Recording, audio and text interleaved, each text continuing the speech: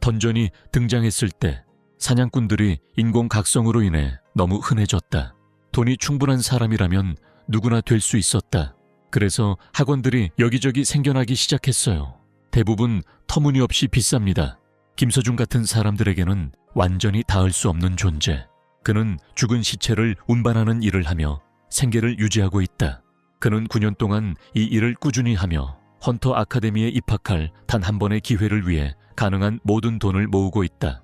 그 꿈은 한순간에 끝나버려 견인 체인이 끊어지고 거대한 몬스터 사체가 그를 덮쳤다. 그는 다리가 부러지고 엄청난 의료비가 청구된 채 병원에서 깨어났다. 게다가 모아둔 돈까지 모두 사라졌다. 그러자 갑자기 그의 휴대폰이 켜지고 한 번도 들어본 적 없는 학원에서 알림이 떴다. 초월적인 아카데미, 남은 돈의 액수와 정확히 일치하는 가격이다. 더 이상 잃을 것이 없는 상황에서 내린 결정이다. 서준이는 가입을 한다. 초월학원은 일반적인 헌터 아카데미와는 전혀 다르다. 던전 공략이나 랭킹 이론을 가르치지 않습니다. 이는 사람들이 인간의 한계를 뛰어넘도록 훈련시킨다. 어떤 사냥꾼도 이룰 수 없는 것. 교실이 없어요. 모든 것이 그의 휴대폰을 통해 이루어지고 모든 수업은 현재 상태에 맞춰 조정된다. 그의 멘토는 하루도 빠지지 않고 매일 훈련을 시킨다. 아카데미는 그가 부상당했든 피곤하든 부러졌든 신경 쓰지 않는다. 움직일 수 있으면 훈련한다. 먼저 정신훈련 명상을 통해 마음과 몸을 차분하게 가라앉히는 것이 중요하다. 그의 몸은 예상보다 빠르게 회복되기 시작했고 이는 의사에게 충격을 주었다. 며칠 만에 그는 이미 회복되어 집으로 돌아갈 수 있게 되었고 이제 본격적인 체력 훈련에 돌입할 수 있게 되었다. 처음에는 기본적인 운동부터 팔굽혀펴기, 스쿼트입니다. 그는 매일 그 모든 것을 다시 반복해야 한다. 아카데미는 완벽한 동작만 인정합니다. 여기서는 부실한 반복이 존재하지 않습니다. 하지만 그는 먹고 살 돈이 없이 훈련만 할 수는 없어. 세일에는 다시 예전 일로 돌아가야 한다. 괴물 시체들이 그의 운동의 일부가 된다. 그는 훈련을 더 빨리 마치기 위해 그들을 활용한다. 날이 갈수록 그는 점점 더 강해진다. 서준은 처음에는 눈치채지 못했지만 이미 인간 영역 밖으로 벗어나 있었고 어느 날 괴물 시체가 살아있는 것으로 밝혀졌을 때 그 점이 유용하게 쓰였다. 포효하며 일어선다. 백발 노인은 친구에게 도망쳐 자신을 구하라고 말한다. 우리 주인공은 친구의 심장 박동이 빨라지는 것을 보고 친구가 틀림없이 죽을 거라는 걸 깨닫는다. 평범한 사람은 절대 괴물을 이길 수 없고 마법이 없는 각성한 존재도 마찬가지다. 그리고 맨티코어는 네 별의 위협입니다. 프로 사냥꾼조차도 어려움을 겪을 겁니다. 우리의 각성자는 필사적으로 주변에 사냥꾼이 있는지 생각하고 윤이 방금 여기 있었던 것처럼 그의 머릿속에 떠오른다. 하지만 김 씨는 시간이 없어요. 그의 친구는 그 전에 죽을 거야. 그래서 그는 지금이 아니면 안 된다고 생각하며 그를 구하기로 결심한다. 우리 주인공은 금속 막대를 움켜쥐고 만티코어를 향해 온 힘을 다해 뛰어든다. 그는 공격하려 하지만 공격이 빗나가고 사자는 이를 기회로 삼아 매뉴얼을 그곳에서 빠져나오게 한다. 회색 머리의 남자는 계속 도와주겠다고 고집하지만 우리 남자는 둘 다 죽게 될 거라고 그에게 경고하며 도망치라고 말한다. 그는 잠에서 깨어나 혼자서 이 일을 해야 한다는 것을 깨닫고 전문 사냥꾼들이 올 때까지 시간을 벌기로 결심한다. 무엇을 해야 할지 절박하게 생각할 때 두려움이 엄습한다. 그 코스는 그의 마음속 깊은 곳에 떠오르며 자신이 우주의 일부로서 세상을 지켜보고 그 세상이 어디에서 왔는지 무엇인지 궁금해하는 존재임을 상기시켜준다. 갑자기 그의 말이 두려움에 떨던 마음을 진정시키며 잠시나마 머물게 했다. 그러자 치론의 말이 떠올랐고 그는 자신의 감각을 판단의 기준으로 삼으라는 충고를 받아들여 맨티코어의 공격을 성공적으로 피했다. 우리의 동료는 감각에 맡기고 공격할 기회가 보이면 공격할지 말지 고민한다. 그리고 만약 그렇다면 그가 산을 뽑는 방법에 대해 한 말을 떠올릴 때 그를 안내하는 사람은 얼마나 강해야 할까? 그 말은 단순히 힘의 문제가 아니라 정신력의 문제라는 것을 그는 알고 있다. 김서준은 자신이 해낼 수 있다고 믿거나 아니면 반드시 해내야 한다고 생각하며 막대기가 성공할 것이라는 완전한 신뢰와 함께 온 힘을 다해 막대기를 내리친다. 그게 바로 산을 옮기는 데 필요한 거야. 그를 뽑아낼 힘과 기술. 그 순간 서윤은 무슨 소리지? 하며 궁금해하며 현장으로 달려갔다. 그는 자신이 효과가 있다는 것을 깨닫고 방금 맨티코어를 물리쳤다는 사실에 놀라 잠시 멈춰 섰다. 한편 기론의 시다르타와 창강좌의 진행률은 각각 10%, 2.6%, 13% 증가했습니다. 킬리언은 현장에 도착하자마자 사냥꾼도 아닌 사람이 쇠막대기로 괴물을 죽이는 장면을 목격한다. 반면 서준은 괜찮다면 모든 관련자들을 향해 서둘러 달려가고 회색 머리의 남자는 친구가 어떻게 그런 일을 해냈는지 어안이 벙벙해한다. 우리 남자는 자신이 걱정했다고 인정하며 혹시 다쳤을지도 모르니 병원에 가보는 게 좋겠다고 제안한다. 감독관은 검의 별의 손녀 앞에서 상황을 덮으려 애쓰고 약간의 실수가 있었다고 생각하며 모든 직원들이 동료의 업적을 축하하며 바쁘게 응원하고 있다. 그때 서윤은 마침내 자신에게 맞는 학생을 찾았다는 것을 깨달았다. 작업이 끝난 후 서준을 포함한 모두가 각자의 집으로 향했고 서준은 친구에게 건강검진을 받도록 상기시켜 주었다. 우리 친구는 수업을 통해 배운 것보다 훨씬 더 많은 진도를 나간 자신의 과정을 확인하고 경험이야말로 최고의 스승이라는 것을 인정한다. 문제는 던전 레이드를 위한 임시 면허를 받으려면 헌터 아카데미에 등록해야 하는데 초월 아카데미는 인정되지 않는다는 점이다. 그래서 그는 돈을 모아서 진짜 학원에 가는 게 좋을지 고민하고 있다. 그는 생각에 잠겨 바쁘게 움직이고 있다. 서윤은 그에게 잠시 시간을 내줄 수 있는지 묻는다. 우리 친구는 그녀를 의심스럽게 바라보며 그녀가 아까 봤던 사냥꾼임을 알아차린다. 그녀가 그에게 무엇을 원하는지 궁금해진 서윤은 솔직하게 그에게 할아버지를 만날 건지 물어보기로 결심한다. 뜻밖에도 서준은 거의 즉시 거절하며 전혀 관심이 없다고 말했다. 완전히 놀란 그녀는 그가 집에 가서 수업을 듣고 싶어 하는 것을 막으려 애쓴다.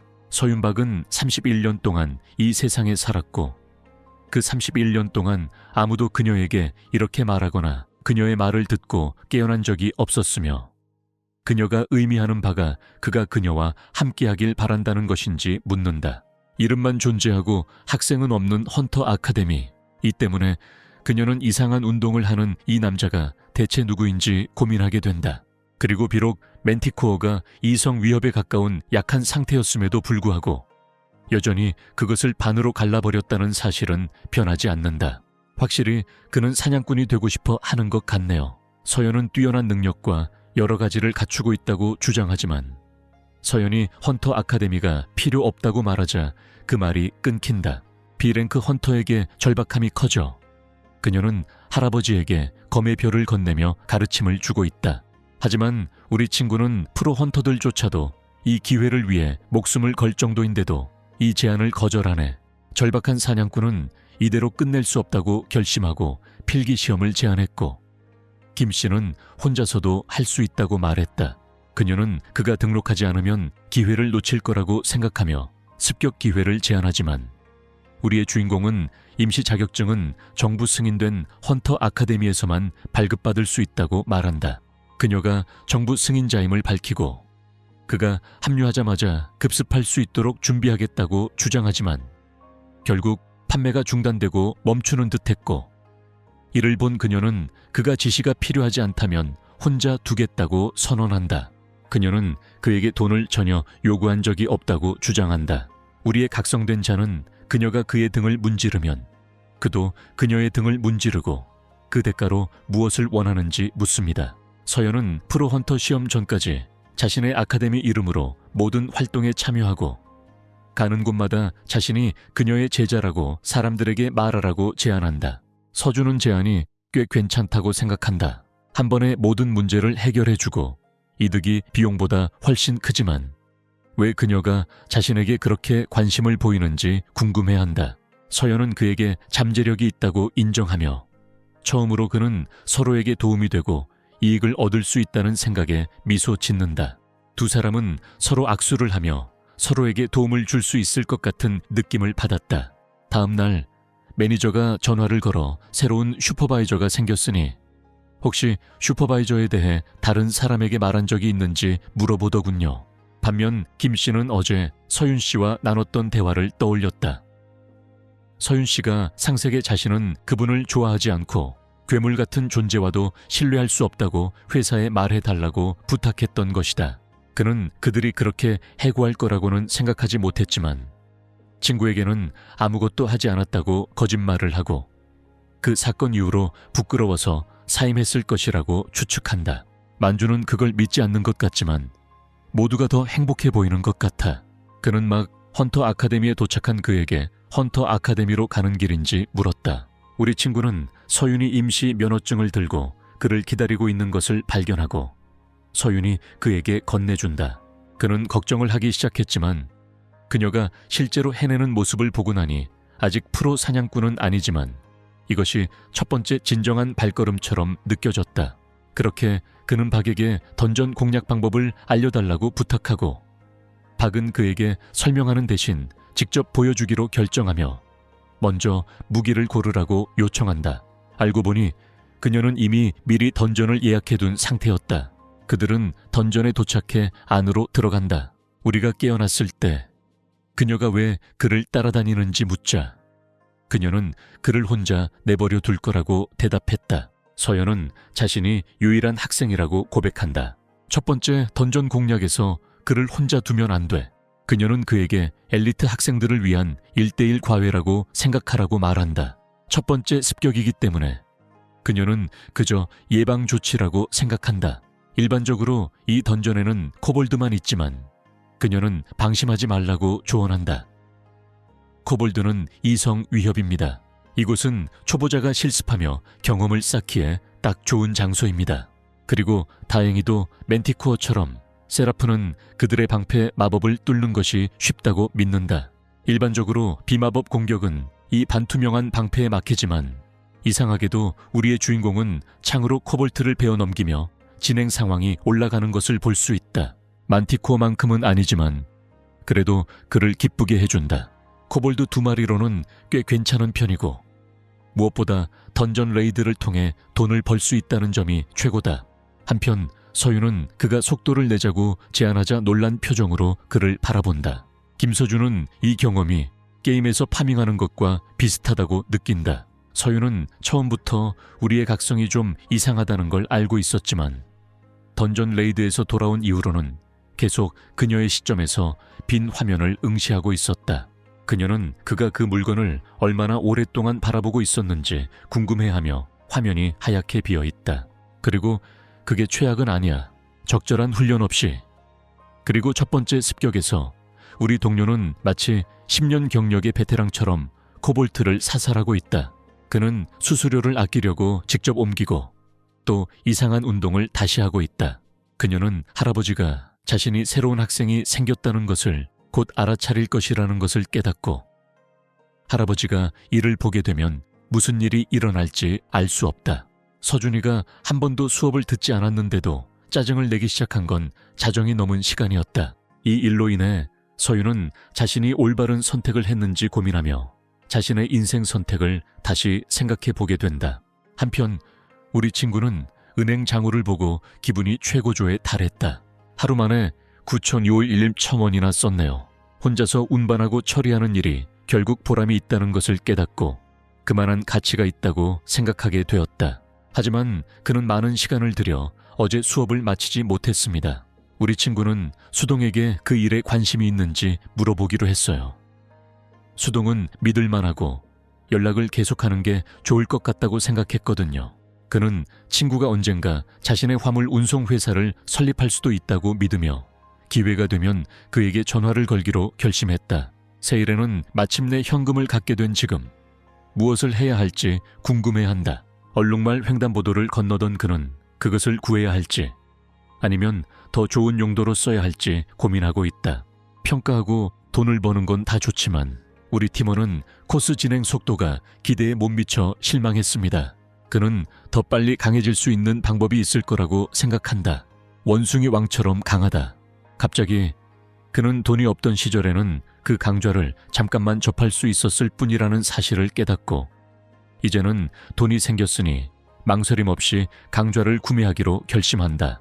구매를 클릭하면 강좌의 수강료가 270억 원으로 확인됩니다. 이 때문에 우리의 불쌍한 친구는 길 한복판에서 정신이 나가버렸고 지나가는 사람들은 그의 투덜거림을 보고 이상한 눈빛을 보냈다. 그는 나중에 그 코스에 대해 걱정하기로 하고 먼저 장비를 찾아보기로 결정한다. 혼잣말을 중얼거리며 강좌가 안 된다면 차라리 준비라도 해두는 게 낫다고 생각하는 것이다. 초월 상점을 발견하고 열어보니 이곳에서 훈련 장비는 성공한 졸업생들이 판매하고 제작한다는 사실이 밝혀졌다. 우리의 친구는 그들이 가진 것이 모두 영약분이라는 사실을 깨닫고 충격을 받았다. 에기스의 방패와 롱기누스의 창은 모두 복제품이라 할지라도 신화적인 아이템이다. 모두 신화 속 아이템이고 그것도 훈련용입니다. 서준은 전문가가 아니지만 이 물건들이 평범하지 않다는 걸 알 수 있어요. 그는 그들이 졸업생이라면 그것은 곧 그들의 초월을 의미한다고 생각한다. 그래서 신화 속 초월적인 수공예품을 아무렇지 않게 팔고 있다면 그는 필요한 것만 챙겨가기로 결심한다. 롱기누스의 창을 선택하는 것. 적절한 가격이 책정되는 동안 구매 버튼을 클릭합니다. 나중에 혈청이 푸시업을 격렬하게 하며 공격적으로 다가와 그에게 무슨 일이 있었는지 묻는다. 우리 동료는 가격이 높다는 사실을 인정하면서도 계속해서 계산을 하고 있다. 복제품이라 하더라도 귀중한 자료가 될 것입니다. 그는 비용이 많이 들 것이라는 걸 알았지만 1억 원이나 될 줄은 몰랐고 자신이 그런 돈을 가질 수 없다는 걸 잘 알고 있다. 우리의 각성은 항상 돈 문제라는 것을 깨닫고 난 뒤에 허탈감이다. 결국 그는 창에 1억 원도 못 쓰는 거야. 그는 몽키킹즈 코스에 27억을 어떻게 마련할지 고민하며 한숨을 쉬고 SEO를 숙취에 시달리게 한 뒤 괜찮냐고 묻고 아카데미 토너먼트에 대해 이야기한다. 서유는 그들에 대해 들어본 적이 있는 것 같지만 자세한 내용은 모른다. 수많은 헌터 아카데미들이 참가하여 자신의 위치를 가늠하는 토너먼트 대회임이 밝혀졌다. B랭크 헌터가 그에게 몇 장의 서류를 건네며 이를 아카데미의 등급을 매기는 방법으로 생각해도 좋다고 말한다. 그녀는 이런 대회가 많다고 말하며 아카데미 토너먼트는 보통 4부 리그에 속한다고 밝혔다. 서준이 토너먼트에서 좋은 성적을 거둔다면 더 높은 디비전으로 진출할 기회가 생기고 아카데미의 명성과 공식적인 인정도 높아질 것이다. 아카데미들은 최고의 유망주를 발굴하기 위해 아낌없이 투자한다. 우리 친구는 그녀가 이 모든 말을 하는 이유가 드림 아카데미를 대표해 달라는 건지 고민하고 있어요. 그는 아카데미 토너먼트에 참가하면 학업 성취도가 크게 향상될 수 있다고 계산하는 동안 그녀는 동의했다. 그는 이를 경험을 쌓는 또 다른 방법으로 여긴다. 그래서 서준은 동의하고 서윤이 놀란 표정을 짓는 것을 보고는 어차피 그건 그들의 거래였다고 상기시켜준다. 그는 그녀에게 어떤 토너먼트가 진행되는지 묻고 그녀는 정확한 세부 사항은 미리 공개되지 않지만 경쟁자들 간의 던전 레이드와 개인 전투가 점수에 반영된다고 말한다. 그리고 이제 동료가 생각해보니 그는 멘티코어와 몇몇 코볼트들과만 싸웠다는 것을 깨달았다. 그는 다른 학생과 대면한 적이 없지만 대결을 하게 된다면 제대로 하고 싶어 스파링 파트너를 어디서 구할 수 있을지 고민하고 있다. 바로 그때 그는 뒤를 돌아보며 서윤을 발견하고 그녀에게 함께 스파링을 할 수 있는지 묻는다. 마침내 그녀는 그와 스파링을 하기로 동의했고 동료는 이를 좋은 기회로 여겼다. 서윤은 B급 헌터이며 게다가 유명한 검의 별 아래에서 훈련받은 B급 헌터이기 때문이다. 우리 친구는 자신이 어디에 서 있는지 전혀 모르지만 사실은 그녀가 얼마나 강한지 정말 알고 싶어 안달이 났어요. 서연은 자신이 B급 헌터임을 상기시키며 그에게 정말 확실한지 묻는다. 서연은 그에게 너무 심하게 대하지 말라고 말하고 그녀는 참기로 결심한다. 우리 남자는 그녀에게 달려들었고 B급 사냥꾼은 그의 움직임이 너무 뻔하다고 생각했다. 그는 빠르지만 발놀림이 서툴고 모든 공격을 눈빛으로 미리 드러낸다. 서윤이 코볼트 던전에서 본 것은 확실히 인상적이었지만 학생은 학생이라고 생각한다. 그녀는 그가 이 공격으로 무엇을 하려는지 모르지만 이 상황을 끝내기로 결심한다. 그녀는 방역했지만 놀랍게도 우리의 각성자는 무기가 손에서 빠져나갔어야 함에도 불구하고 마법 공격을 막아냈고 그녀의 검이 그의 목에 겨눠졌으며 이 상황은 끝났어야 했다. 우리 남자는 숨을 크게 쉬며 이제 더 이상 참지 않겠다고 선언한다.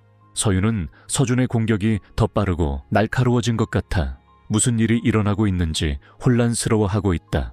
그는 완전히 다른 파이터 같아요. 한편 코스들은 우리의 머릿속에서 호출되었고 그가 공격을 명확하게 하도록 유도하면서 일부 가짜 공격과 섞어 사용하도록 안내했다. 이는 명분을 내세우는 것이 패배하기 위해서가 아니라 상대를 상대로 반쪽짜리 두뇌를 활용해 상대를 패배시키는 데 있다는 것을 의미한다. 우리 동료는 뻔한 공격을 통해 뻔한 방어를 유도하고 반동을 이용해 다음 공격을 연결한다. 이 공격이 서윤을 방심하게 만들고 그로 인해 동료가 달려들어 마지막 일격을 가할 수 있게 된다. B랭크 헌터는 무의식적으로 자신을 방어하기 위해 전력을 다하는 모습을 보고 충격을 받았다.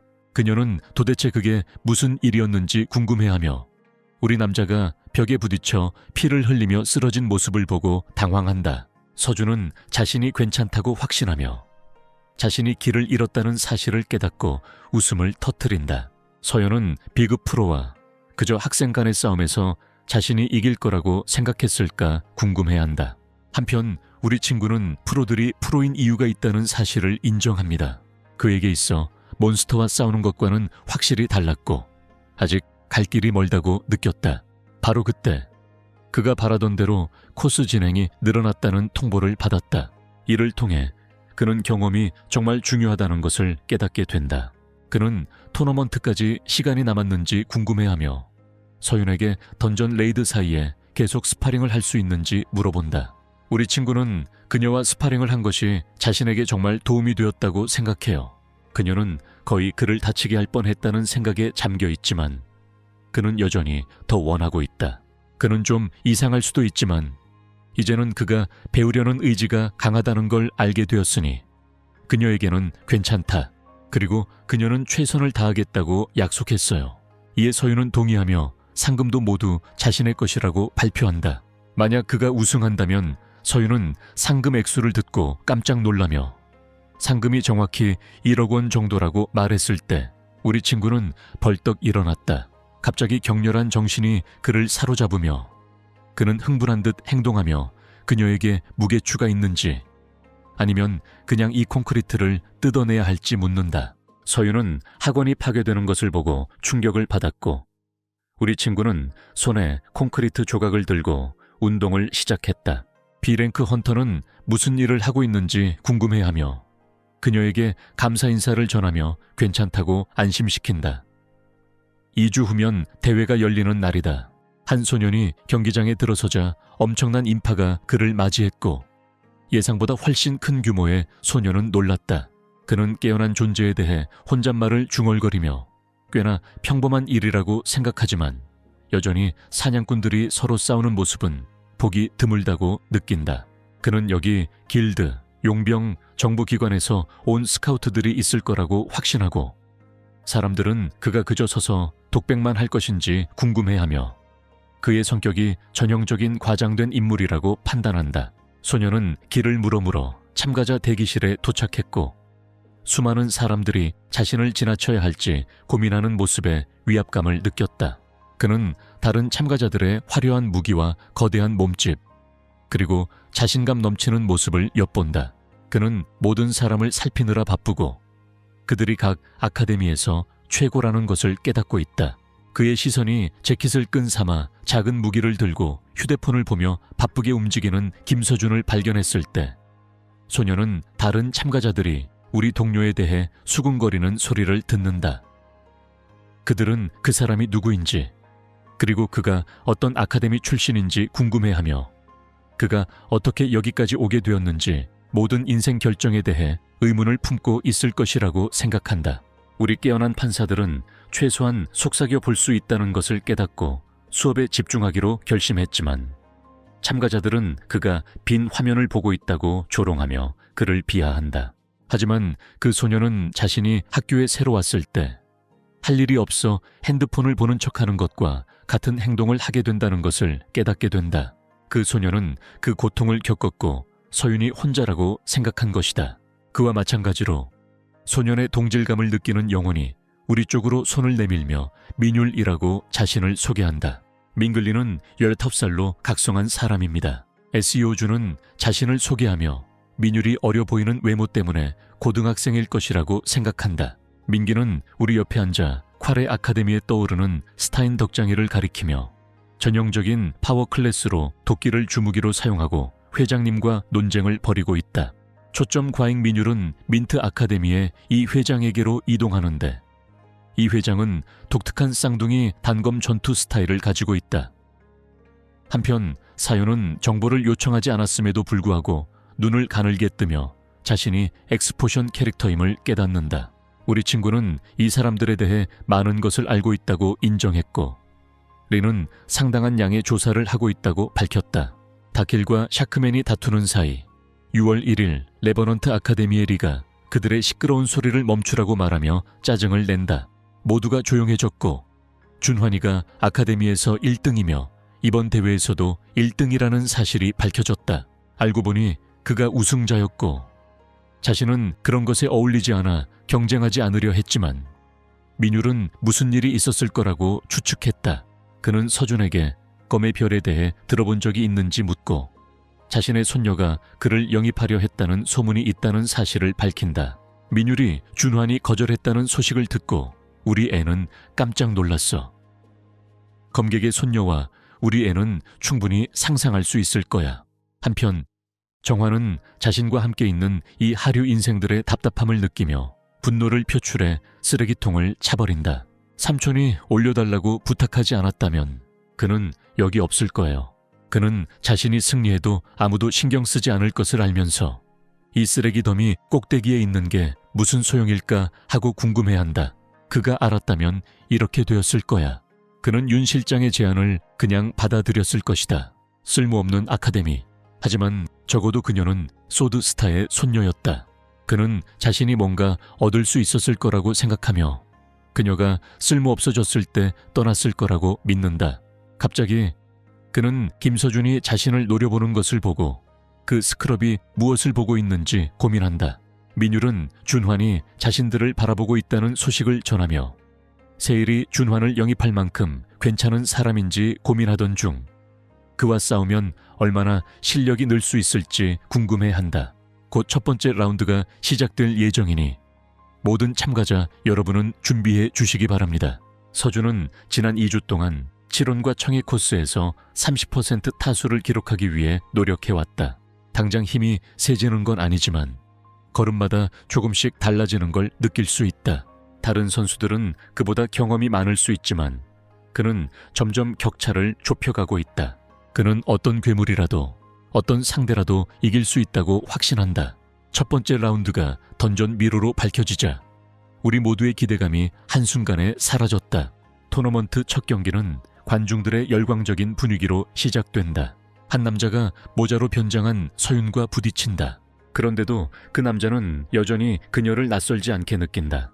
첫 번째 라운드는 다른 플레이어를 공격하는 것이 금지된 던전 미로이며 탈출하는 것이 유일한 목표라는 사실이 밝혀졌다. 기본적으로 선수들이 길을 찾는 능력을 테스트하는 시합이며 관중들은 공식 리그 경기 외의 상황에서도 그렇게 간단하지 않다고 생각한다. 몬스터를 물리치면 탈출에 도움이 되는 힌트나 아이템이 떨어질 가능성이 있다.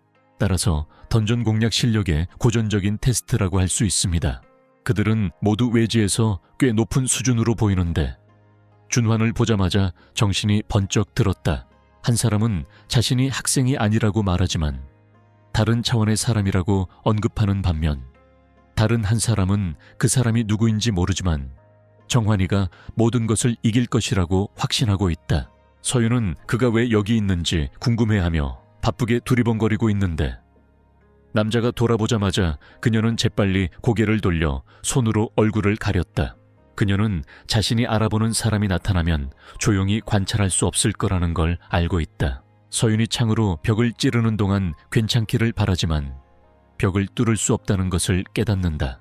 우리 동료는 미로를 풀 수밖에 없다고 생각하며 앞으로 걸어가면서 벽에 팔을 짚었다.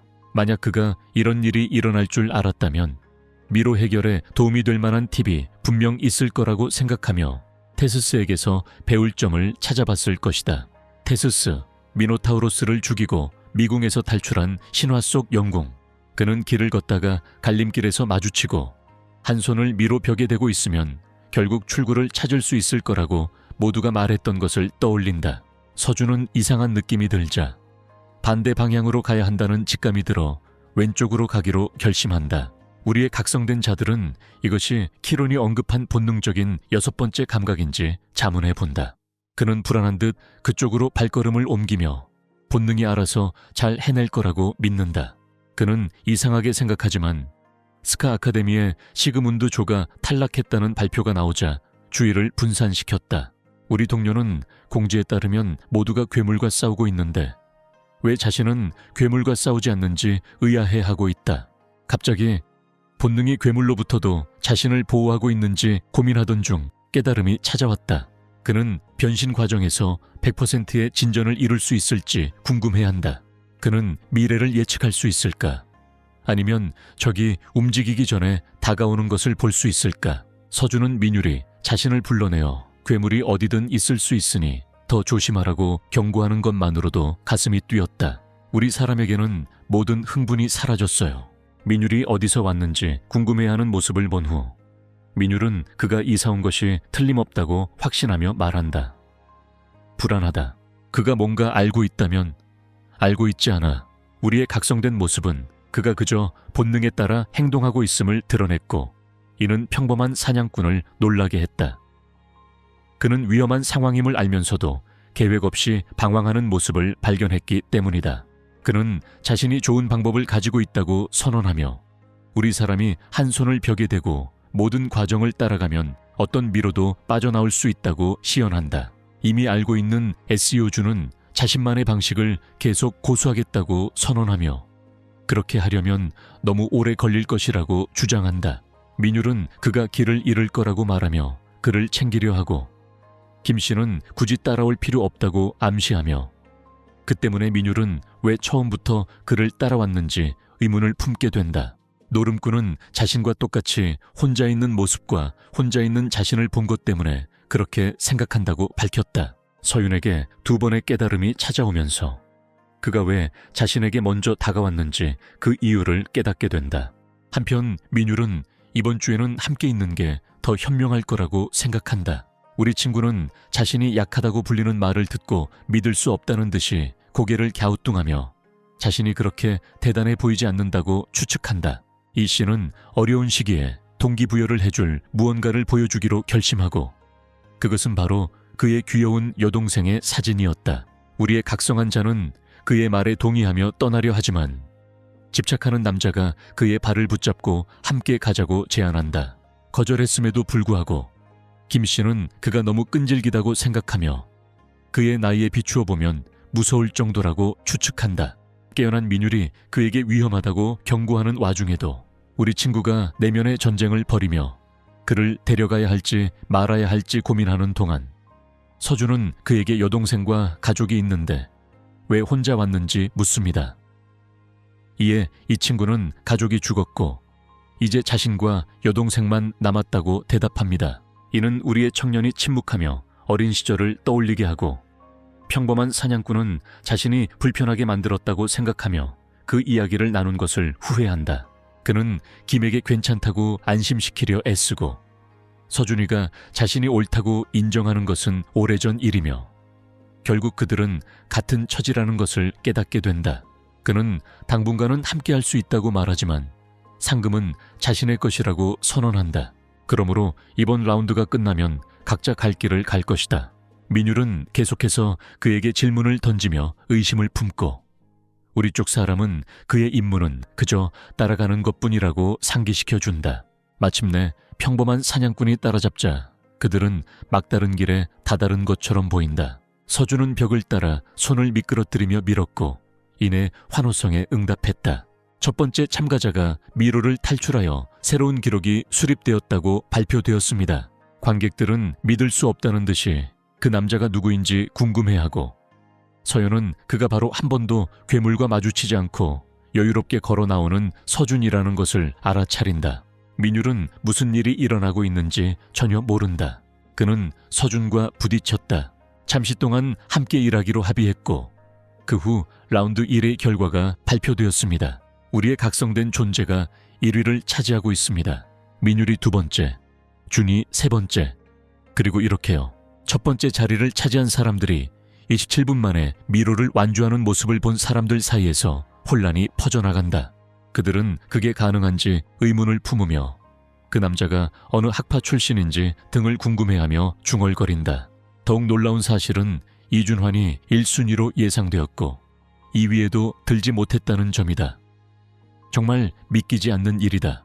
준환은 서준 위로 떠서 다가가고 서준은 그를 노려보며 쳐다보는 동안 동료는 빨간 머리 남자를 알아보고 그가 자신에게 무엇을 원하는지 궁금해한다. 그리고 그 표정은 뭐야? 김이 무언가를 말하려 할 때 정환은 그가 무슨 생각을 하는지 알 수 없어 말을 끊고 우리 쪽 사람이 그냥 운이 좋았을 뿐이라고 선언한다. 사람들은 서준이를 비웃으며 자신들도 그런 행운이 있기를 바란다. 우리 친구는 사람들의 말에 신경 쓰지 않고 다시 수업에 돌아가기로 결심한다. 나중에 김익회일 아카데미의 에이스 거인과 대결하게 된 사실이 밝혀진다. 화려한 기술에 맞서 벽돌로 얼굴을 막아 대응하겠다고 발표된 덕장. 철은 상대가 운이 좋았다고 생각하며 자신과 맞붙게 되자 자신의 운이 다 떨어졌다고 추측한다. 경기가 시작되고 싸움이 시작되자 세일주는 자신이 운을 어디에 처박아야 할지 보여줄 거라고 말하며 스프링스를 향해 달려들었다. 김이 그를 비웃으며 싸울 준비를 하고 있다. 한편 대기실에 있던 민율은 친구가 괜찮을지 걱정했지만 상대를 보고는 자신도 걱정해야 할 것 같다고 생각했다. 상대방이 준환이라는 사실이 드러나자 그의 몸은 떨리기 시작했다. 그는 아직 싸워보지 않은 말들을 떠올리며 패배하거나 포기하거나 최선을 다할 계획을 세우고 있다. 무슨 일이 일어날지 누가 알겠어요? 이 씨는 6월 1일뿐만 아니라 덕칠과 7만 2명 모두 유명한 학원에서 온 사람들이라는 사실을 깨닫고 주먹을 꽉 쥐었다. 그는 자신들처럼 아무것도 가진 것 없는 사람들이 성공할 가능성이 없다고 믿으며 포기하기에는 너무 늦었는지 고민하던 중 믿을 수 없는 광경을 목격한다. 방금 시작된 대회에서 이미 우승자가 나왔다는 소식이 전해졌는데 바로 드림 아카데미의 김서준 선수입니다. 대기실에서 정환과 민율이 의자를 뒤척이며 준비가 되었다고 외치며 벌떡 일어나는 모습이 보인다. 빨간 머리 남자가 분노로 이를 악물고 있다. 검은 번개처럼 심판이 나타나 2라운드의 세부 사항을 발표하는 모습이 보인다. 이 대회는 1대1 토너먼트임이 밝혀졌고 디비전 4 대회이기 때문에 마법 무기는 사용할 수 없다. 하지만 심판의 승인이 있을 때만 마법적 힘 강화가 허용되며 심판이 경기를 중단시킬 수 있다. 만약 어떤 경쟁자가 더 이상 경기를 계속할 수 없는 상황이 발생한다면 서준은 선일 2명이 1라운드를 통과했기 때문에 총 16경기가 열릴 것으로 예상하며 대진표가 어떻게 나올지 궁금해하고 있다. 한 선수가 심판을 불러 항의하며 기권하겠다고 선언해 심판은 당황했다. 한편 서윤은 아까 동료에게 불렀을 때 거의 들킬 뻔한 상황에 안도의 한숨을 내쉬었다. 그녀는 너무 충격을 받아서 자신을 잊을 정도였는데 누가 먼저 들어올 거라고 생각이나 했겠어. 따라서 순위가 매겨진 사냥꾼은 정착하면 돌아가기로 결심한다. 그녀가 배팅 창구에서 대화를 엿듣자 그들은 이미 준결승에 진출한 것에 의문을 품으며 하루 2명이 2라운드에 진출했다고 생각했다. 다른 모든 사람들이 공을 포기한 것으로 밝혀졌다. 조나단 리가 이길 거라고 생각해서 소용없다고 생각하는 거야. 누가 다른 사람에게 베팅할 만큼 어리석을까 궁금하네.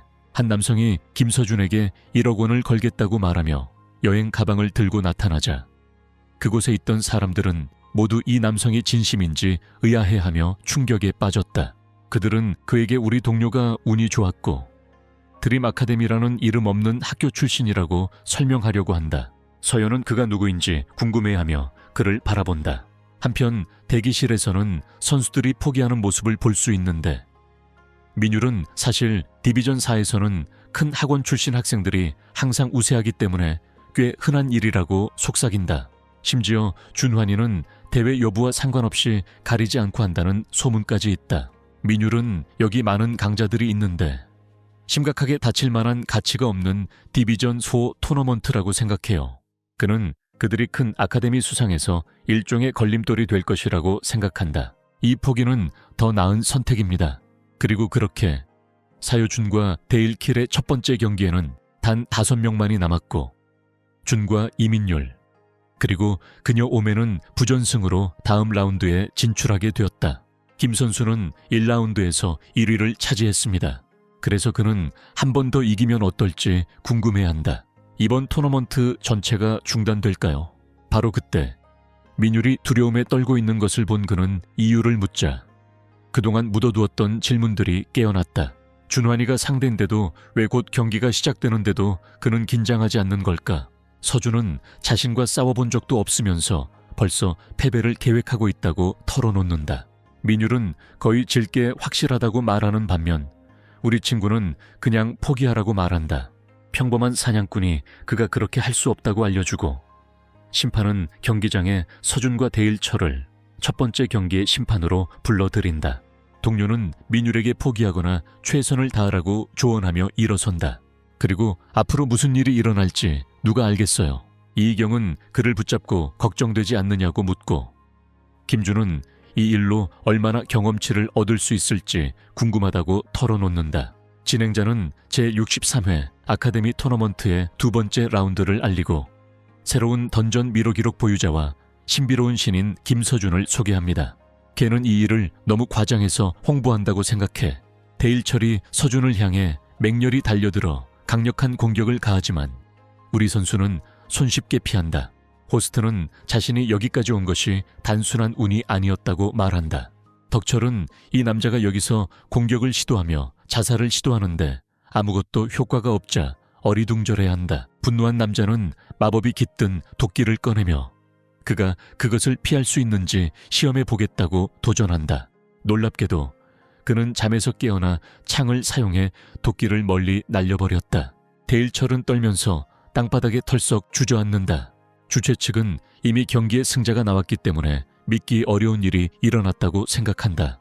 덩치 큰 남자는 자신이 SEO 존에게 압도당해 패배했다는 사실에 믿을 수 없다는 듯이 고개를 가로저었고 승자는 드림 아카데미의 김서윤으로 발표되었다. 우리 친구는 코스 진행 상황을 보고 실망했어요. 그게 그가 받을 수 있는 전부인지 궁금하네요. 그에게 있어 이 게임의 핵심은 빠른 코스 진행이었으며 모든 페널티를 감안하더라도 그는 단 2번의 경기만 치를 수 있고 나머지 기간 동안 코스 무료 이용권은 계속 줄어들고 있다. 우리 주인공은 무기를 사고 통행권을 충전할 돈이 부족하다는 것을 깨닫고 이제 그에게 남은 선택지는 상금을 따내는 것뿐이다. 원숭이의 목소리가 그의 최면에서 깨웠다. 누가 그렇게 강해진다는 소식에 그렇게 신나하는 거야? 서준은 처음부터 자신이 약하다고 말한 적이 없다고 알렸고 그때 심판이 들어와 존 환과 민기리에게 2라운드 경기를 위해 앞으로 나오라고 요청했다. 거만한 남자가 걸어 나오면서 평범한 남자와 부딪히고 김을 부르며 자신들이 똑같다고 했던 말을 상기시킨다. 그는 자신과 무언가 친밀감이 느껴지는 듯한 느낌을 바로 받았다고 말하며 데일이 키를 이기는 모습을 보고 그런 감정을 느꼈다고 밝혔다. 민기는 마치 자신도 하나 가진 것처럼 행복했다고 고백한다. 그는 일이 자기 뜻대로 풀리지 않는다는 것을 인정하고 서준만큼 실력이나 힘이 세지는 않지만 여동생이 존경할 수 있는 사람이 되고 싶어 한다.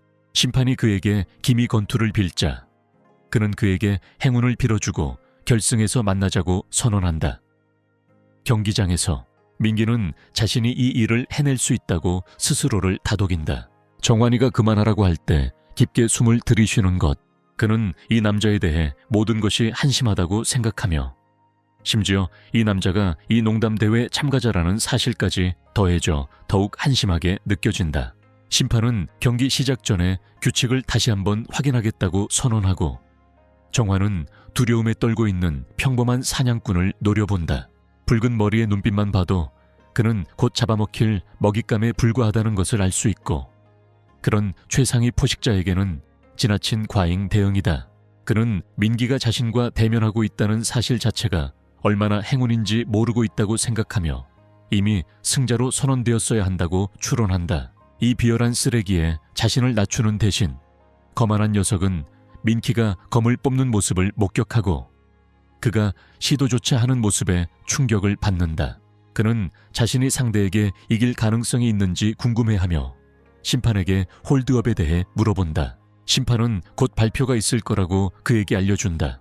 진행자가 참가자에게 준비됐는지 물어볼 때 경기는 윤환이 맹수처럼 민키에게 맹렬히 달려들어 점프하는 것으로 시작된다. 그는 자신의 공격을 따라잡으려고 애쓰고 있다. 정화는 자신과 같은 벌레들이 자신의 위치를 알아야 한다고 생각하며 이를 깨닫지 못하는 동료에게 칼등으로 강하게 내리친다. 민기는 피를 토하며 무릎을 꿇고 이게 끝인가 싶어 한다. 그는 자신이 그와 전혀 상대가 되지 않는다는 사실을 깨닫고 승패를 생각하기조차 어렵다는 것을 알게 된다. 그는 여동생이 자랑스러워할 만한 사람이 되고 싶었지만 아직은 그만한 사람이 되지 못했다. 그럼에도 불구하고 민키는 다시 일어섰고 결국 자신이 할 수 있다는 것을 스스로 증명하기 위해 적어도 한 번은 안타를 치겠다는 결심을 했다. 리벤저 아카데미의 정환이가 우승한 것은 전혀 놀라운 일이 아니다. 사람들은 그가 멍하니 서 있는 동안 뺨에 난 상처에 시선을 고정한 채 그에 대해 중얼거린다. 빨간 머리 남자는 패배자가 자신을 맞췄다는 사실에 믿을 수 없다는 듯이 쳐다보고 있다. 주변 사람들은 그런 패배자에게 이길 수 있었을 텐데라며 이가 그렇게 대단한 사람이 아니라는 추측을 하고 있다. 정화는 자신을 무시당하자 분노하며 포기 선언을 한다. 그런데 그는 민유를 때리며 이 쓰레기 같은 토너먼트에, 이 망할 실패자들의 디비전에서 여기 있는 것이 모욕이라고 소리쳤다. 심판은 그를 제지하며 경기가 끝났다고 경고한다. 그러므로 그가 멈추지 않으면 실격 처리될 것입니다. 정화는 이미 패배했음을 상기시키며 사냥꾼으로 분장한 바퀴벌레들에게 역겨움을 느끼는 사람이 자신뿐인지 궁금해한다. 그는 자신의 머리를 밟고 다리로 짓누른다. 서윤이 그의 앞에 나타나 창으로 그를 찌르려 할 때 우리 친구는 결승전까지 기다리려고 했는데 결국 맞추더라. 정환이가 교훈을 얻어야 해서 기다릴 수가 없어. 서준은 정환에게 머리에서 발을 치우라고 하지만 정환은 오히려 더 짓누르며 싫으면 어쩔 거냐고 묻는다. 우리의 각성한 자는 창을 던져 민유를 확인한 후 즉시 뒤로 물러선다. 이 씨는 그들을 두 개의 완두콩이라고 부르며 놀리고 감정적인 척 연기한다. 김 씨는 자신의 인생에 정말 큰 문제가 있었던 것 같다고 말하며 사람들을 밟고 지나가는 것도 괜찮다고 생각하는 것 같다고 털어놓는다. 정화는 자신이 이해하지 못했다는 것을 깨닫고 자신도 이 둘 중 어느 쪽에도 속하지 않는다는 것을 분명히 한다. 동료 국가들이 그와 마찬가지로 이곳에 올 권리가 있다는 사실이 모욕적으로 느껴진다. 하지만 거만한 녀석은 모두가 평등하고 삶이 공정하다는 등의 말을 하는 것이 터무니없다고 생각한다. 그는 그에게 최선을 다하는 것만으로도 충분하다고 생각하는지 묻고 그 대가로 메달을 원하느냐며 비꼬듯 질문한다. 관중들은 무슨 일이 벌어지고 있는지, 그리고 심판이나 다른 누구도 왜 이 상황을 막지 않는지 어리둥절해하고 있다. 한편 한 심판은 다른 심판에게 상급자들이 제동을 걸라고 지시했다는 말을 듣고 상대팀을 제지해야 한다고 주장한다. 서윤은 서준을 걱정하는 듯 보이고 준화는 웃으며 그에게 세상이 어떻게 돌아가는지 정말 모르냐고 묻는다. 그는 걷고 있는데 기미기를 막으면 밟혀 죽을 수밖에 없고 그게 자연스러운 순서라고 말한다. 그는 곤충에게도 같은 일이 일어난다고 생각하며 이 잎들이 깨어나고 흔들리는 것은 그가 예전에 생각했던 것과 같다고 한다. 9 긴 해, 프로 사냥꾼이 되기 위한 준비. 계속해서 벽만 부딪히고 있어. 돈 없어요. 아무것도 없어요. 서준이 아무리 열심히 노력해도 소용이 없었다. 간신히 물 위에 뜬 채로 버텼다. 그는 어디에도 갈 곳이 없었다. 불가능한 꿈을 붙잡고 매달리는 것만큼 비참한 일은 없다. 그는 아직 포기할 수 있을 때 포기하라고 자신에게 수없이 말했다. 그가 과연 성공할 수 있을지 궁금하네요. 현실을 마주하는 것이 너무 무서워서 그는 망상에 빠졌다. 그럼에도 불구하고 그는 이 말을 들었다. 서준은 준환이 자신의 위치를 어디라고 생각하는지 전혀 개의치 않고 준환에게 달려든다. 심판이 끼어들려고 하지만 이미 늦었고 빨간 머리 남자는 자신이 정말 실수했다고 생각하며 한숨을 쉰다. 치열한 싸움이 벌어지고 김 씨는 자신이 강하다는 것을 깨닫고 그들이 자신을 왜 그렇게 칭찬했는지 이해하게 된다. 그는 데이큐를 이길 수 있다는 확신을 한 번도 의심한 적이 없지만 지금은 자신이 그런 생각을 하며 시간을 낭비할 수 없다는 것을 알고 부정적인 생각을 떨쳐버리며 의문을 품고 있다. 그래서 그는 흐름에 몸을 맡기고 본능에 따라 행동하기로 결심한다. 결과적으로 서준은 심판이 말리는 동안 정환에게 창을 휘둘러 명중시킨다. 그 오만한 놈은 자신이 포식자라는 걸 알고 있네. 그들은 어떤 먹잇감도 능가하는 절대적인 권력을 누리지만 SEO, 젠의 날카로운 눈빛을 마주하자 콧방귀를 낀다. 그는 이 나약한 사람이 어떻게 포식자의 눈을 가질 수 있는지 궁금해하지만 이내 누구나 그런 표정을 흉내낼 수 있다고 추측한다. 우리 영화는 존 완의 공격을 막아냈고 둘의 싸움이 길어질수록 존 완의 상태가 점점 나아지는 것 같다. 빨간 머리 남자는 자신이 상상하는 건지 아니면 정말로 나아지고 있는 건지 궁금해하고 있다. 사자가 되기 직전의 턱을 씨름하는 것처럼 이에게 마지막 지푸라기 같은 것은 서준이가 자신을 막아섰다는 사실이다. 그래서 그는 분노하며 아우라 소드를 뽑아들었다. 아우라 소드를 본 우리 주인공은 이 일을 막을 수 없다는 걸 깨닫는다. 마법 없이는 심판들은 사람들이 달려들자 조나단에게 엄격하게 멈추라고 경고하고 서준은 자신이 가진 모든 것을 다해 이 상황을 피해야 한다는 것을 알고 있다. 뇌가 피하라고 말하고 있음에도 불구하고 그는 그러고 싶지 않다. 피하는 것처럼. 이렇게 되면 그가 그동안 노력해온 모든 것을 잃게 될 거야. 그 순간 우리의 깨어난 귀는 장이 마음속에서 말을 하는 것을 들었다. 그녀는 그의 학생 중 한 명이 이미 전투가 패배했는데 왜 혼자 적진에 들어갔는지 물었다고 말했다. 맞아요. 이미 끝난 상황이라 더 이상 빠져나갈 방법이 없었다. 그때 처음으로 네가 진짜 두려움을 느꼈던 건 그가 패배할 거라는 걸 알았기 때문이야. 그럼에도 불구하고 그는 그저 해야만 했기에 싸웠다. 그는 학생들에게 모든 것을 걸고 공격하라고 조언했다. 설령 모든 것을 잃더라도 말이다. 그는 그들이 산을 옮길 수 있는 힘을 가질 수 있다고 믿었지만 그렇지 않으면 패배할 것이라고 생각했다. 마침내 그는 선언했다. 망상적인 투지가 산을 뽑아낼 힘을 주는 것이라고. 서준은 상황이 싸우고 패배한 후 다시 싸워 승리했고 그 때문에 패왕이 되었다는 것을 깨닫는다. 이 씨와 김 씨는 온 힘을 다해 서로를 향해 달려들었고 그 충격으로 경기장은 먼지에 휩싸여 앞이 보이지 않을 정도였다. 모두가 충격을 받아 방금 무슨 일이 일어났는지 궁금해하고 있다. 먼지가 걷히자 지친 서준이 모습을 드러내고 의식을 잃은 정환이 바닥에 털썩 쓰러진다. 경기장 안은 서준의 이름을 외치는 관중들의 박수와 환호로 가득 차 있다. 서연은 2주 전 일을 떠올리며 자신이 목격한 것을 믿을 수 없는 듯 했다. 우리 친구는 마법검 공격도 겨우 막아냈는데 이제는 오라검 공격도 견딜 수 있게 됐어. 서준에게 베팅한 창구에서 일하는 남자를 발견한 그녀는 그가 어떻게 이렇게 강해졌는지 의아해한다. 남자는 눈을 믿을 수 없어 온몸이 떨릴 정도로 충격을 받았다. 서연은 그에게 무슨 일이 있었는지 궁금해하며 자신도 놀랐다고 인정한다.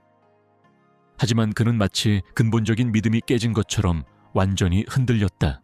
갑자기 그녀는 그가 우리 팀의 승리의 내기를 걸었다는 사실을 기억해내고 다시 뒤를 돌아보았을 때 그 남자는 어디에도 보이지 않았다. 나중에 김 씨는 자신이 실격당했다는 사실을 떠올리며 한숨을 쉬며 힘없이 인도를 가로질러 걷는 모습이 보인다. 매니저는 조나단 리의 행동도 부적절하다고 말했지만 우리 선수가 경기 중 심판의 여러 차례 경고를 무시하고 경기 방해 행위를 저지르는 바람에 자멸했고 이는 명백한 규칙 위반에 해당한다고 설명했다. 서준은 자신이 틀리지 않았다는 것을 인정하고 괜찮다고 말하지만 정환이에게 무슨 일이 일어날지 궁금해하고 있다. 매니저는 오라소드를 사용한 것은 치명적인 의도를 가졌다는 의미이므로 자신도 분명히 실격이라고 밝혔다. 그가 기소를 피할 가능성은 있지만 5년간 프로 헌터 시험 응시가 금지될 것입니다. 결국 이 회장이 무승부로 우승했고 민키가 2위, 데일 케일이 3위를 차지했다. 이 친구는 적어도 자신의 강의 진도가 올랐다는 점, 특히 정환과의 싸움 이후로 더 나아졌다는 점을 언급한다. 그는 이를 큰 이득으로 여기며 이제 창 강의 수강률이 50%를 넘었다. 이제 서준이 생각해보니 싸울 때 힘이 솟았던 것은 중간 지점을 부러뜨린 것 때문이었을지도 모른다고 믿는다. 그는 새로운 강좌를 시작할 수 있을지 고민하던 중 어깨를 톡톡 치는 손길에 잠시 방심하게 된다. 알고 보니 서윤이 그가 괜찮은지 다쳤는지 걱정하고 있었다. 동료는 그녀에게 자신이 꽤 강하다고 말하며 무심하게 몸을 쭉 뻗었고 B급 사냥꾼은 서준이 자신이 개입해서 이길 수 없었다고 사과하자 안도했지만 서준은 괜찮다고 말하며 사과할 필요가 없다고 안심시켰다. 사실 그녀는 그가 상금을 정말 기대하고 있었기 때문에 괜찮은지 그에게 물어봅니다.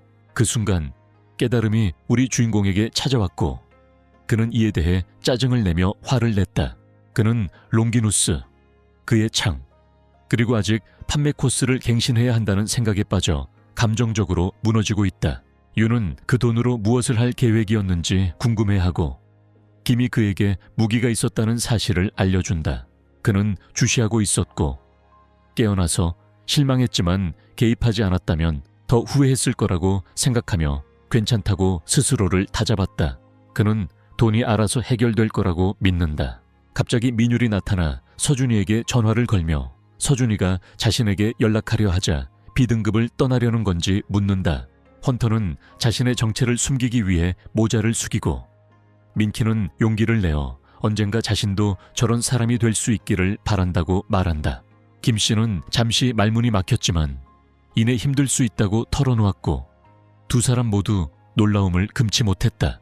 서준은 민기가 프로 헌터가 되기에는 역량이 부족하다는 것을 알고 있다.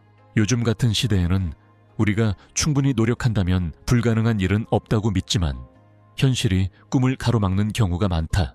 우리 친구는 아직 젊으니 다른 것도 잘 할 수 있을 거라고 말하며 좌절하지 말라고 격려해 준다. 평범한 친구는 자신이 맞다고 생각하며 분위기를 망치려던 의도는 아니었고 그냥 작별 인사를 하고 싶었다고 해명한다.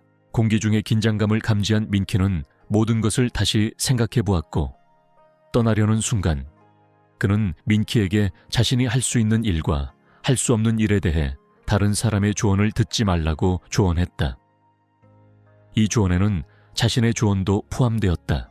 그는 그에게 실력이 부족하다고 말하며 이는 사실이고 사람들은 그가 할 수 없다고 말할 거라고 한다. 그런 일은 일어나지 않겠지만 김이 그에게 자신의 인생은 남의 것이 아니라 자신이 살아가야 할 몫이라고 상기시켜준다. 그리고 그가 하고 싶다면 해야 해요. 그리고 이것이 마지막입니다. 민기는 울면서 엉망진창이 된 채로 몸을 돌린다. 나중에 봐요. 곧이어 그는 떠나면서 우리 남자가 예상치 못한 일로 가득하다는 것을 고백하고 자신이 새로운 펜을 만들었다고 생각한다. 그러나 잠에서 깨어난 그는 미니에게 드림 아카데미에 대해 말하지 못한 것을 후회하며 필요한 것은 펜이 아니라 학생이라고 그녀를 일깨워준다. 반면 서연은 그가 우리라고 말한 것을 깨닫고 서준을 위해 무기를 사주겠다고 제안하며 서준은 믿을 수 없다는 듯 멍하니 서연의 모습을 바라본다. 그녀는 그에게 장학금으로 생각하라고 말하며 할아버지를 통해 좋은 장소를 알고 있다고 털어놓는다. 우리 동료는 동의하며 자신이 비싼 취향을 가졌다고 그녀에게 경고한다. 한편 한 남자가 안으로 들어가 주인이 있는지 묻는다. 명상 중에는 방해받지 말라는 말을 들었지만 그 남자는 급한 일이라며 모두가 말려도 아랑곳하지 않고 안으로 들어간다. 망갈, 검의 별의 부하, 안으로 들어가 주인에게 자신의 존재를 알리고 주인은 망갈에게 자신이 방해받지 않겠다고 분명히 말했음을 상기시키며 망갈이 감히 자신을 거역할 수 있는지 묻는다. 마스터의 아우라가 너무 강력해서 사람은 움직일 수도 없을 정도이며 서윤희가 아카데미 토너먼트에 참가했다는 사실을 알리고 아직 토너먼트에 대한 세부 사항을 찾고 있다고 밝혔다. 그러나 분명 새로운 학생이 생겼다는 것이 분명하고 수기는 그가 잘 처리할 수 있다고 확신하지만 스승은 이를 거부하며 직접 그 학생이 누구인지 확인하겠다고 선언한다. 마스터는 알고 보니 소드스타 미첼 팍이었다. 서준이 거의 하루의 과제를 끝마칠 무렵 서윤이 들어와 그의 등을 바라보며 노려보는 것을 보게 된다. 가이드가 돌아서자 그는 서윤을 발견하고 그녀가 마치 그의 머리 뒤쪽에 구멍을 뚫고 있는 것 같은 느낌이 든다고 말한다. 서연은 그 생각이 어디서 났는지 궁금해하며 새로운 무기를 얻는 것에 너무 흥분해서 공방에서 너무 까다롭게 굴다가 결국 아무것도 얻지 않기로 결심했다고 말한다. 동료는 그녀를 내쫓고 싶지 않았다고 주장하지만 비급 헌터에게는 받아들이기 어려운 말이에요. 그가 그런 말을 할 사람이 아니기 때문이죠. 서준은 그녀가 자신을 너무 잘 알고 있다는 것을 깨닫고 그가 어떤 무기도 선택하지 않은 이유는 바로 그런 초월적인 무기들을 머릿속에서 떨쳐낼 수 없었기 때문이라는 것을 알게 된다. 그는 세일윤에게 현금을 요청하고 롱기누스의 창을 사기 위해 저축하기로 결정했던 것을 떠올리며 가격이 다시 올라간 것을 알고 업보를 탓한다. 그가 지름길을 사용하려고 할 때마다 카르마 계산이 달라지는 것 같다. 한편 서윤은 자신이 그를 위해 무언가를 하려고 했던 것에 대해 사과하며 다시는 그런 실수를 하지 않겠다고 다짐한다. 그가 투덜거리는 모습을 본 그녀는 그에게 어떤 마법을 사용하고 있는지 물었다. 우리의 각성은 그것에 대해 전혀 모르는 것 같다. 그녀가 그에게 마법을 사용하려면 마법 형태를 배워야 한다고 말했을 때 그가 던전 레이드를 하는 모습을 보니 그가 어떻게 하는지 확실히 알 수 있었다. 그리고 그 토너먼트는 초보자들이 참가하는 대회가 아니었는데 그녀는 그가 그녀 앞에서 한 번도 사용해 본 적이 없다고 말한다. 서준은 아직 마법을 하나도 배우지 못했다는 것을 깨닫는다. 마법 형태는 마법을 사용하는 방법에 대한 축적된 기술입니다. 사람마다 기본적인 방법부터 고급 기술까지 다양한 방법을 가지고 있습니다. 모든 헌터 아카데미는 자신들만의 특허받은 마법 기술을 가르칩니다. 우리 친구는 유명한 학원에 가기 위해 돈을 모으던 이유 중 하나가 바로 이거였다고 기억하고 있어요. 그는 서윤에게 여기서 검의 별 마법을 가르치냐고 묻지만 서윤은 거절한다. 거의 즉시 명시적으로 금지한다고 선언합니다. 서준이는 추측한다. 만약 그랬다면 여기 문 밖까지 줄이 늘어섰을 거예요. 그럼에도 불구하고 비급 사냥꾼은 자신이 창조한 마법 형태를 그에게 가르쳐 주겠다고 제안한다. 우리 동료는 그 사실을 알고 충격을 받았고 서윤은 자신이 항상 교육 방법에 관심이 있었다고 말하며 왜 그렇게 놀란 듯이 말하는지 궁금해했다. 김이 고백하면서 더듬거리는데 멋지긴 하지만 마음속 깊은 곳에서는 그게 검의 별 수준은 아닐 거라고 알고 있다.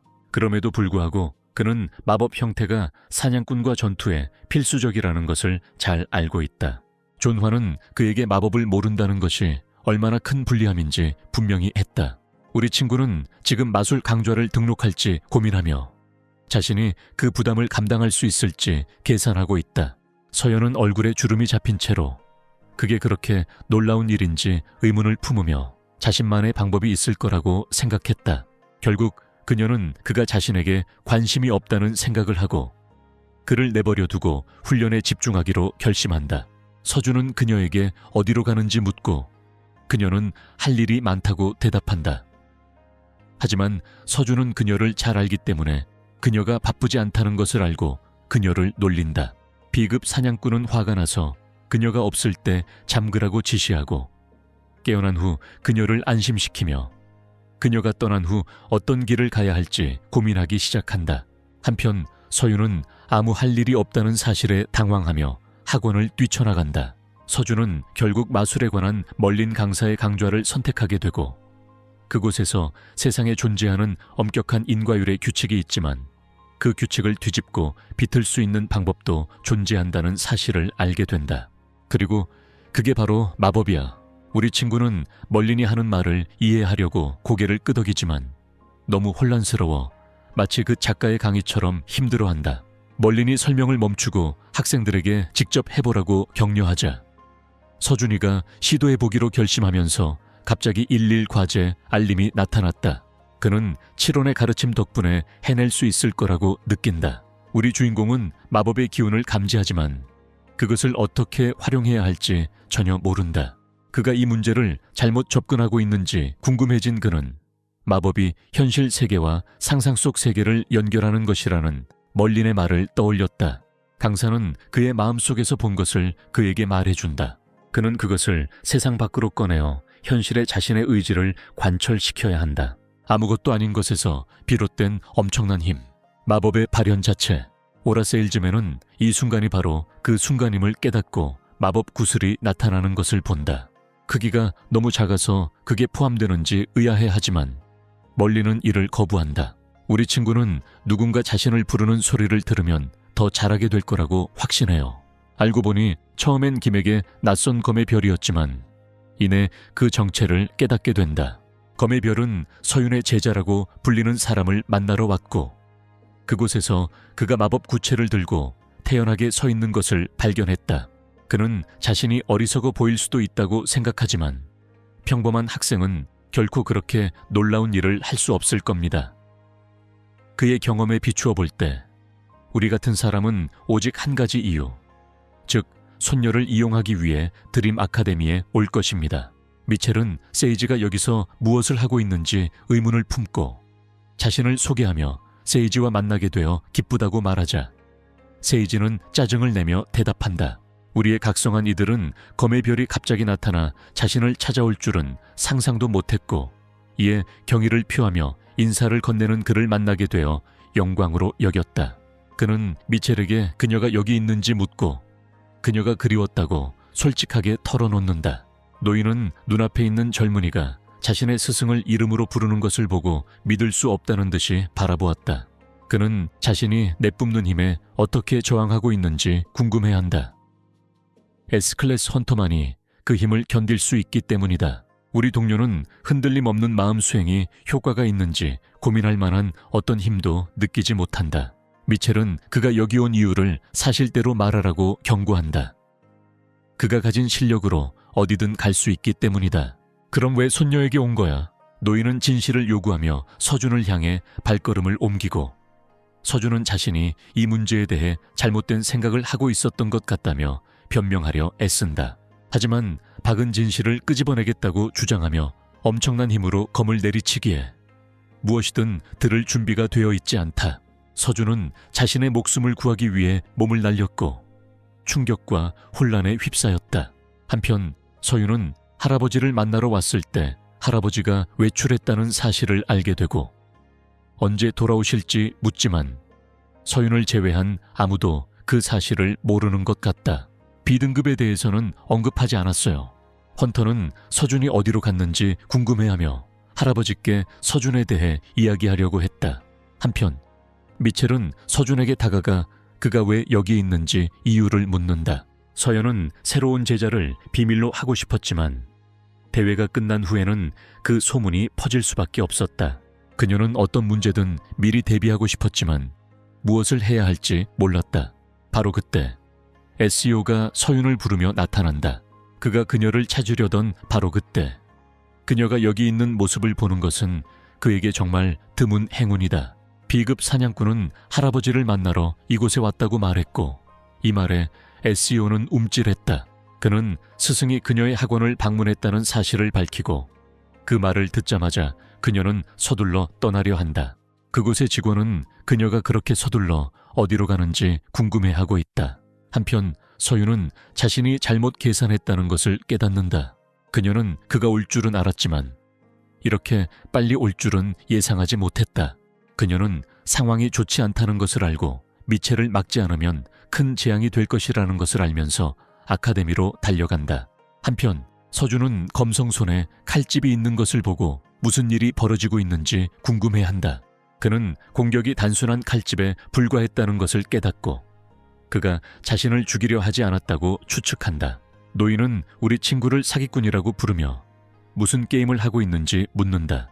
김이 자신이 오해하고 있다고 설명하려 하지만 미첼은 그가 자신을 바보로 여기는지 묻는다. 카운을 연주하는, 마법을 부리고 가볍게 공격을 피하는 소박한 학생을 목격했다.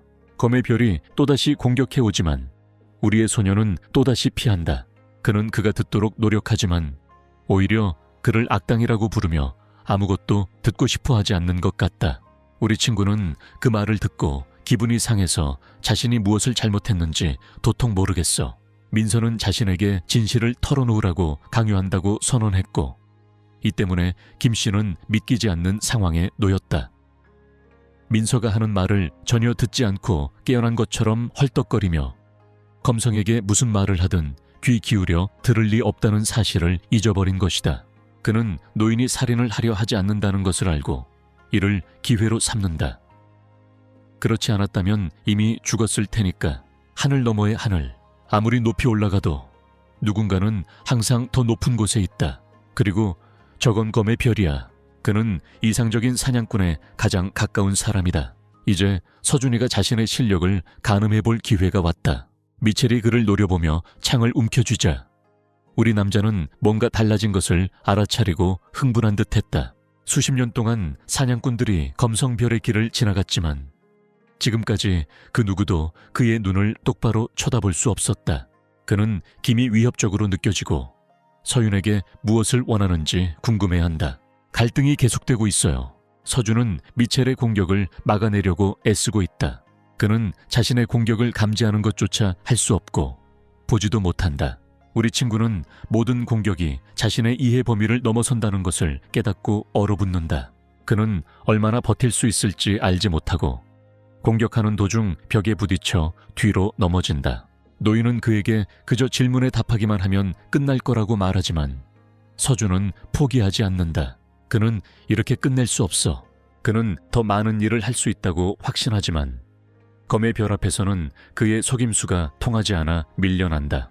김 씨는 미첼이 이미 그의 얼굴에 다가와 있는 것을 보고 자신이 쉽게 공격할 때 미첼이 한 번의 기회만이라도 주어지기를 간절히 바라는 모습을 보며 노인의 공격을 어떻게 피할 수 있을지 궁금해한다. 멀린의 말이 온 힘을 다해 머릿속에 떠오를 때 그는 엄청난 힘으로 창을 휘두르지만 검의 별은 그것을 간신히 피한다. 서주는 노인이 자신의 본색을 드러냈다고 꾸짖자 땅에 털썩 주저앉는다. 우리 친구는 그저 자신을 방어하고 있을 뿐인데 완전히 불쾌감을 느끼고 있어요. 서윤이 도대체 어디 있는지 궁금해하며 말조차 하기 힘들 정도로 마음이 아프다. 다시 그녀의 이름을 듣자 미첼은 김이 죽음을 원한다고 추측하며 이성적인 생각이 끊겼다. 미친 노인이 죽음을 결심한 그에게 다가오고 공격을 하려던 찰레 서윤이 나타나 할아버지에게 도대체 무슨 짓을 하려는지 묻는다. 서윤이 완벽한 타이밍에 등장해 서준의 구타를 막아준다. 우리 애는 아프다고 징징대고 할아버지는 진짜 남자라면 몇 군데 긁힌 자국 가지고 호들갑 떨지 않을 거라고 비웃는다.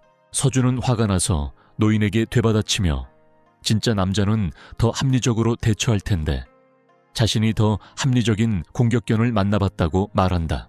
할아버지가 다시 와서 엉덩이를 때리려 하자 우리 친구는 SEO 윤 뒤에 숨어서 몸을 꼬고 있다. 그는 나이든 남자가 이유 없이 자신을 공격한 것에 대해 단지 자신이 검의 별이라는 이유만으로 불평하며 떠들어댄다. 후회하는 감정. 서연은 할아버지를 말리고 김에게 이런 일을 겪게 해서 미안하다고 사과하지만 우리 소녀는 그저 몇 군데 멍이 든 것뿐이니 그냥 넘어가라고 말한다. 서윤은 부끄러워하며 그에게 다짐한다. 분위기가 조금 어색해지자 서윤은 둘을 내버려 두기로 결심한다. 선생님은 아들이 퇴원 후 병원비를 보내달라고까지 하셨어요. 서연은 할아버지를 노려보며 꼭 이야기해야 한다고 말한다. 이제 서로 얼굴을 마주보고 서 있네요. 셀란의 입에서는 말이 나오지 않는다. 갑자기 할아버지의 경고로 인해 그녀의 생각은 이 소년 서준에게서 떨어져 있으라는 말로 중단된다. 할아버지는 서준이 의심스럽다고 주장한다. 이 일이 그녀를 놀라게 했고 또다시 그녀는 할아버지께 이해시키려 애썼다. 그녀의 눈앞에 펼쳐지는 기억 속에서 그녀는 할아버지가 단 한 번도 자신의 말을 들어주지 않았다는 사실을 떠올린다. 서윤은 겨우 헌터 아카데미를 열었지만 그마저도 그가 망쳐버렸다. 그가 지나치게 보호적인 것처럼 보일 수 있지만 할아버지는 와서 오는 학생마다 괴롭혔다. 그래서 모두 떠났어요. 그녀는 할아버지가 왜 이런 행동을 하셨는지 이해해요. 그 학생들이 다른 의도를 가지고 있었을 수도 있기 때문입니다. 그리고 그런 이유로 그녀는 학생들을 말리려고 한 적이 없었다. 하지만 이번에는 서윤이 할아버지의 명령대로 SEO 준을 없애라는 말을 듣자마자 서윤은 자신을 위해 일어설 결심을 한다. 그러나 그녀는 속으로 서윤이 다르다는 것을 확신하며 그를 놓아줄 수 없다고 생각하여 즉시 거부한다. 서윤은 할아버지와 싸우고 자신이 다니는 학원인이 할아버지의 말을 듣지 않겠다고 분명히 말한다. 게다가 그녀는 서윤을 만난 지 한 달밖에 안 됐다고 추측한다. 의미 있게 보내기에는 시간이 턱없이 부족하다. 그런데도 뭔가 특별한 게 있어요. 김을 볼 때마다 묘한 감정을 느끼고 함께 이 일을 계속하고 싶다는 생각이 든다는 것을 인정하지 않을 수 없었다. 한편 할아버지는 서윤에게 SEO 준을 사생아라고 부르며 자신이 아무것도 모른다는 것을 이해시키려 하지만 서윤은 자신이 직접 알아보고 싶다고 단호하게 말하며 할아버지의 그늘 아래 영원히 살 수 없다고 분명히 밝힌다. 침묵이 방 안을 가득 채우고 서연은 자신이 너무 많은 말을 했다는 깨달음에 휩싸였다. 그녀는 할아버지에게 소리 지른 것에 대해 사과하고 이번에는 할아버지의 말을 듣지 않겠다고 말한 뒤 자리를 떠났다. 눈이 동그래졌다. 서윤이 할아버지에게 목소리를 높인 적도 이렇게까지 버티는 모습을 보인 적도 없었기에 할아버지는 말문이 막혔다. 그 장면은 우리를 회상 속으로 데려간다. 우리는 도시에 있는데 던전이 뚫리면서 대혼란이 벌어지고 있다. 그 와중에 할아버지는 아들이 목숨을 잃었다는 소식을 듣게 된다. 그날 손녀 서윤이는 부모를 모두 잃고 어리둥절한 눈으로 자신을 바라보며 길을 잃고 외롭게 서 있었다. 그날 할아버지는 그녀를 강하게 만들겠다고 스스로 약속했던 날이었어요. 스스로 설 수 있을 만큼 강한 그는 그녀에게 가장 힘든 사랑을 주었고 그녀가 검을 배울 것이라고 굳게 믿었다. 비록 무엇이 일지라도 그는 서윤을 자신의 뒤를 이을 사냥꾼으로 키우려 했지만 어쩐지 그의 꿈은 지나치게 자기중심적이 되었고 서윤이 무엇을 하고 싶어 하는지는 전혀 신경 쓰지 않았다. 얼마 지나지 않아 서윤이는 선생님이 되고 싶다는 소망을 드러냈고 할아버지는 그동안의 훈련이 헛수고가 되었다며 서윤이를 꾸짖었다. 그는 자신의 결정을 세일문에게 강요했고 그녀가 자신을 멀어지게 하고 있다는 것을 알면서도 30년 동안 그녀를 끌고 다녔다. 현재 이 장면으로 방 안에 홀로 남은 할아버지는 깊은 한숨을 내쉬며 자신의 결정이 가져온 결과임을 깨닫는다. 이후 장면은 김서윤으로 전환되고 그가 학원을 향해 걸어가는 도중 우리 주인공은 세일 정씨의 사악한 할아버지를 떠올리게 된다. 어제 거의 구타당할 뻔했으니까 그가 그 생각을 하고 있는 바로 그때 서윤이 그 일이 일어날 것이라고 암시했다는 생각이 그의 머릿속을 스쳐 지나간다. 그때 우리는 어젯밤 그가 그녀에게서 전화를 받았고 그녀가 김에게 자신의 상황과 할아버지와의 관계 그리고 옛 제자들에게 일어난 일들을 모두 설명해 주었다는 것을 알게 되었다. 우리 주인공은 그녀가 겪은 일과 검의 별이 왜 그런 행동을 했는지 이해하게 되었다. 하지만 김 씨는 소드스타가 그렇게 심하게 자신을 때린 사실에 여전히 화가 나 있다. 노인이 자신에게 사과해야 한다고 믿는 서준은 이번 일이 다시 일어나지 않도록 결심하고 검의 별을 조금 이긴 후 자신의 진행 상황을 확인한다. 우리 주인공은 자신의 발전에 만족하고 방에 들어서자마자 다시 한번 그의 엉덩이를 후려칠 준비를 마친 검의 별에게 인사를 받는다. 김 씨는 동작을 멈추고 완전히 당황한 표정을 지었다. 그러자 우리 주인공은 노인에게 계약에 대해 모든 것을 털어놓지만 검의 별은 여전히 의심스러운 눈초리로 김을 바라보며 혹시 숨기는 것이 없는지 묻는다. 노인은 서윤이 거짓말을 하지 않았다는 사실을 도저히 믿을 수 없지만 그의 잠재력과 힘은 평범한 학생에게는 도저히 납득이 가지 않는다. 의심은 제쳐두고 노인은 설명할 수 없는 방식으로 그의 존재에 불편함을 느낀다. 그럼에도 불구하고 우리 사람은 일이 끝나면 휴가를 요청하고 그날의 훈련을 시작해야 한다고 말한다. 그 순간 스탄은 김이 숨기고 있는 것을 알아낼 수 있을 거라고 생각하며 훈련을 좀 보면 알 수 있을 거라고 고민한다. 시간이 흐르고 검의 별은 서준이 휴대폰에 완전히 빠져있는 모습을 어색하게 바라보게 되는데 특히 화면이 꺼져 있는 상태라 더욱 그렇다. 그는 우리 아이에게 뭔가 문제가 있다고 확신하고 있어요. 노인은 마침내 참지 못하고 김에게 따져 묻는다. 만약 그가 명상 중이라면 우리 주인공은 명상 비슷한 걸 하고 있다고 대답하고 검의 별은 그게 모두 마음의 수련이라고 잔소리를 시작한다. 하지만 우리 주인공은 노인을 무시하고 그로 인해 노인은 자신의 존재에 의문을 품게 되며 이는 SEO 관심을 끌기 위한 전략이었다. 소드스탄은 그에게 직접 몇 가지 기술을 가르쳐 주겠다고 제안했고 이것이 효과를 발휘하는 것은 놀라운 일이 아니다. 검의 별이 그에게 무언가를 가르쳐 주려 기대감을 높이자 우리의 동료 직선적인 사람은 거절하며 노인의 자존심을 짓밟는다. 서준은 노인에게 훈련에 집중할 수 없다고 솔직하게 말한다. 서윤이 방에 들어서자마자 할아버지가 서준이라는 아이에게 뭔가 이상하다고 다급하게 속삭이며 검의 별과 함께 훈련에 관심이 있다고 말하는 것을 보고 깜짝 놀랐다. 노인은 훈련이라는 명목으로 미친 듯이 휴대폰을 들여다보는 자신의 행동에 대해 장황하게 늘어놓는다. 서윤이는 놀라지 않은 듯 부드럽게 김이 항상 그런 사람이라고 고백한다. 검의 별은 김의 이상이 사실은 정상이라는 것을 알게 된 후 어안이 벙벙해졌다. 이후 서윤은 학생에게 인사를 건네고 둘은 대화를 시작했다. 노인은 김이 말도 안 되는 소리를 하자 죽일 듯한 눈빛을 보냈지만 소녀는 할아버지가 하는 말을 모두 웃으며 받아들였다. 그는 서윤이 이렇게 행복해하는 모습을 본 적이 없다는 것을 알아차리지 않을 수 없었고 김이 서윤을 즐겁게 해주고 있는지 궁금해했다. 그래서 노인은 서윤이 평생토록 얼마나 침울했는지 떠올리며 이제는 김이 소중한 손녀와 너무 다정하게 지내는 모습을 더 이상 참을 수 없었다. 폭발하기 직전에 검의 별의 남자가 다급하게 방으로 뛰어들어와 긴급한 일을 보고한다. 조수는 노인에게 진실의 기사단이 자신을 찾았다고 알린다. 검의 별은 거드름을 피우며 그렇게 중요한 일이라면 자신에게 오라고 말한다. 하지만 동료는 켈리 여사가 직접 요청했다고 밝히며 노인은 믿기지 않는다는 듯 숨을 헐떡였다.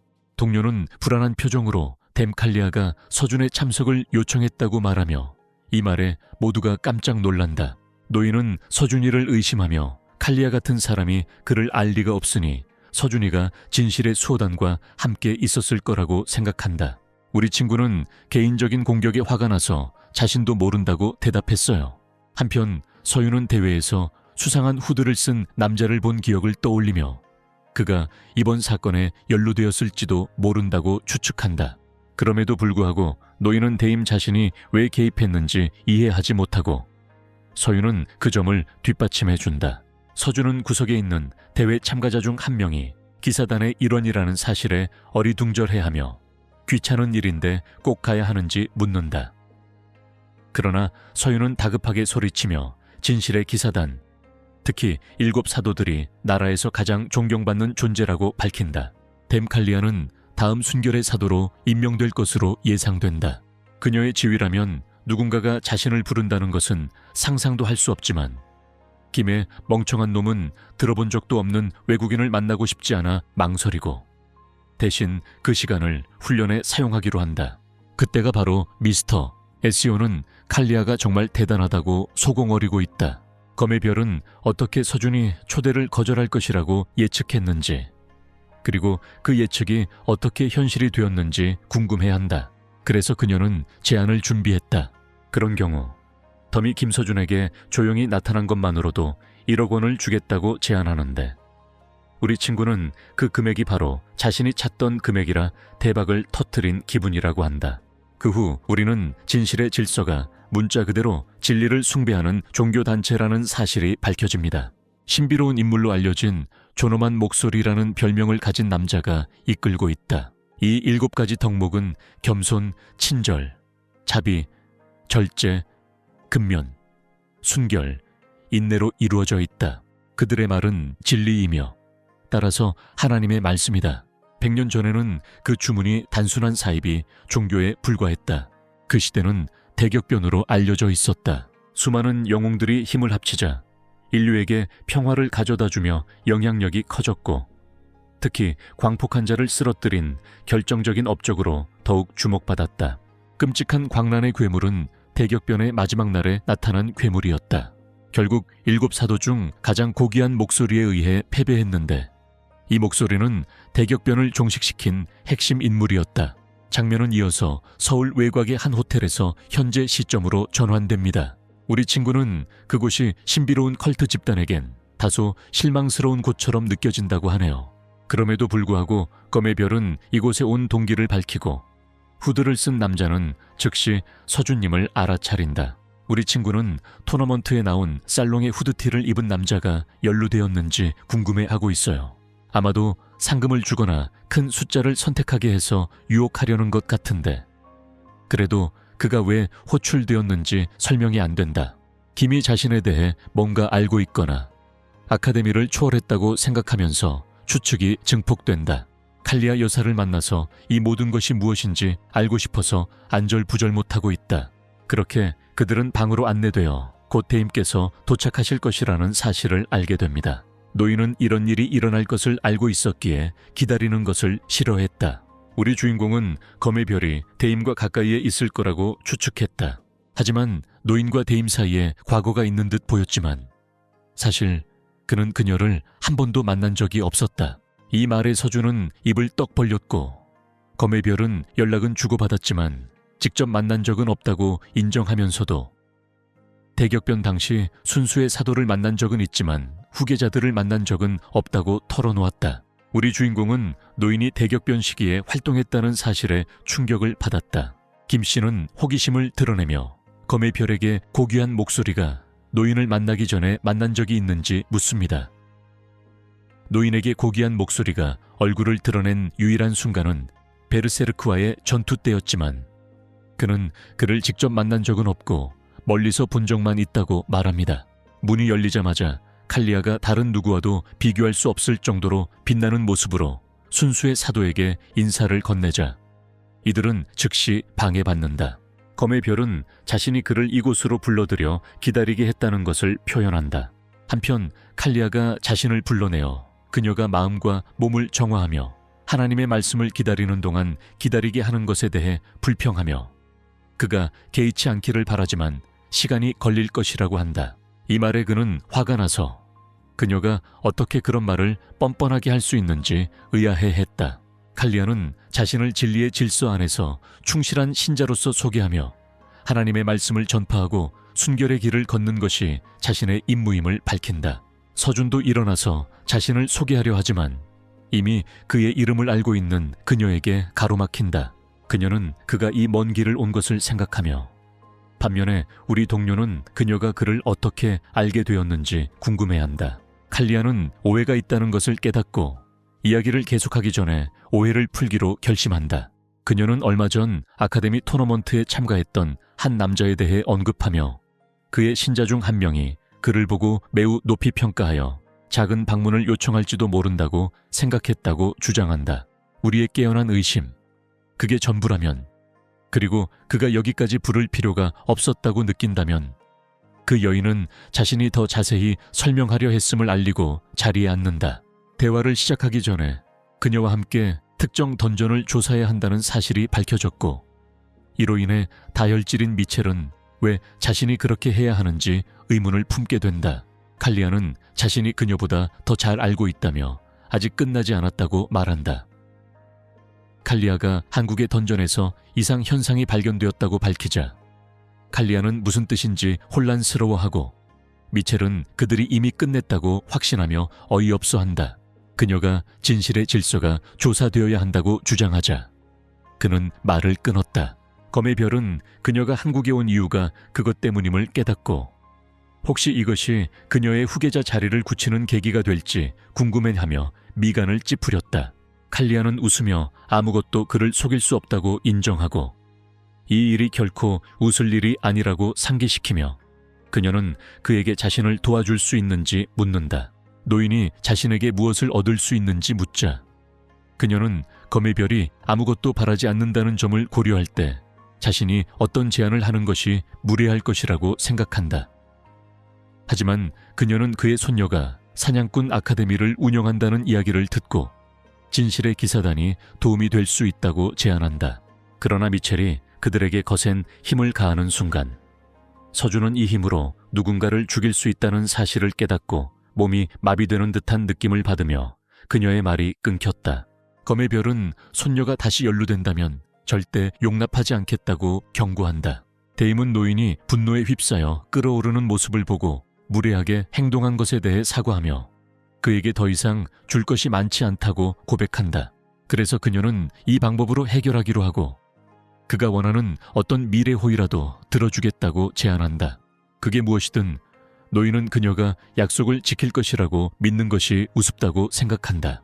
칼리아가 그가 원한다면 진실의 질서 자체에 맹세할 수 있다고 제안하자 미첼은 그것이 다음 사도 자리를 보장하기에 충분할지 의심스럽다고 털어놓는다. 하지만 칼리아는 그녀가 위험에 대해 옳다면 결국 그가 그냥 넘어갈 수 없다는 것을 알고 있기 때문에 진실의 맹세를 한다면 그를 돕겠다고 마침내 동의한다. 그렇게 하고 나서 칼리아는 본론으로 들어가며 진리의 기사단이 그를 후원하고 싶어 한다는 사실을 셸든에게 알린다. 그는 이미 아카데미와 연계되어 있다고 밝히지만 우리 주인공은 아카데미를 떠나지 않아도 된다고 한다. 하지만 아카데미에서는 처리할 수 없는 일들이 있고 진리의 질서가 이를 해결해 줄 것이라고 한다. 김 씨는 자신이 무엇을 해야 할지 궁금해하지만 조건 없이 그저 그와 관계를 시작하고 싶다는 연락을 받는다. 우리 친구는 거절하면 어떻게 될지 그녀에게 묻고 학장은 어쩔 수 없다고 생각한다. 그러면 서준은 항상 조건이 있다는 사실을 받아들이지 못하고 소화하지 못할 것이다. 그는 자신이 확신하지 못한다고 인정하며 만약 그녀가 한 질문에 솔직하게 대답한다면 그것을 고려하겠다고 말한다. 승인을 받은 후 그는 그녀에게 초월적인 것에 대해 들어본 적이 있는지 물었지만 이내 말을 멈췄다. 그는 이렇게 묻는다고 해서 그녀가 진실을 말하는지 알 수 없을 테니 소용이 없다는 것을 깨닫지만 어떻게든 그녀를 시험해 봐야 한다. 그래서 그는 휴대폰을 꺼내 그녀의 얼굴 앞으로 들이밀었다. 우리 동료는 지금 전화 화면에서 보이는 것이 시다르타인지 묻고 있는데 칼리아는 그가 무슨 말을 하는지 이해하지 못하는 것 같다. 그는 그녀가 이상하게 여기는 동안 질문을 반복한다. 결국 서준은 대답하기 싫으면 괜찮다고 말하지만 칼리아가 나서서 대답이 없다고 주장한다. 그녀는 화면이 비어있다고 말하며 그게 그의 질문에 대한 답이 될지 궁금해한다. 동료는 동의하며 그에게 스폰서십을 고려할 의향이 있는지 묻습니다. 김 씨는 관심이 없다고 말하며 거절합니다. 나중에 저주팀이 들어와 이상 현상을 찾지 못했다고 보고하자 칼리아가 혼자 서 있는 모습이 보인다. 그녀는 그가 본 것이 확실한지 그에게 묻는다. 진실의 맹세를 하며 그 여자가 서윤을 생각하고 있을 거라고 확신한다고 말하지만 그녀는 그 외에는 그에게 특별한 점을 찾지 못했다. 다만 그가 평범한 학생보다 조금 더 특별할 수도 있다는 생각이 들었다. 그가 화면을 그녀에게 들이밀자 그녀는 당황했지만 무엇이 그녀를 불편하게 하는지 알지 못했다. 올 크러쉬는 그녀에게 이 일을 다른 사도들에게 보고해야 하는지 묻고 그녀는 거절하며 던전의 이상 현상에 대해 더 지켜보자고 제안한다. 그녀는 다른 영웅들에게 무슨 일이 일어났는지 궁금해한다. 저주가 밝혀지자 솔스타와 다크스타를 제외한 모든 이들과 연락이 닿았다는 사실이 드러났다. 이들은 아직 행방불명 상태였다. 한편 미첼은 김에게 칼리아의 제안을 거절한 이유를 묻는다. 우리 친구는 그게 신경 쓰였다고 말했어요. 그는 진리의 질서를 알지 못하지만 게임이 초월적인 아카데미와는 전혀 관련이 없다는 것은 분명하다. 그는 누구에게도 빚을 지는 것을 불편하게 여기며 특히 그 대가가 무엇인지 명확하지 않을 때는 더욱 그렇다. 소드스타는 서윤과의 계약이 왜 자신에게 아무런 영향을 주지 않는지 궁금해하며 그녀만큼 정직한 사람은 없다고 말한다. 그러나 셀던은 던전 이상 현상이 무엇인지 궁금해하며 그에게 묻고 그 결과 마법장이 왜곡되었다는 사실이 밝혀진다. 던전 매직필드의 파도가 뒤틀리면 처음과는 다른 모습으로 던전이 변하게 된다. 이러한 왜곡은 여러 파급 효과를 일으키며 던전의 위협 수준을 급격히 상승시킬 수 있고 모든 것이 쏟아져 나오게 하는 균열을 일으킬 수도 있다.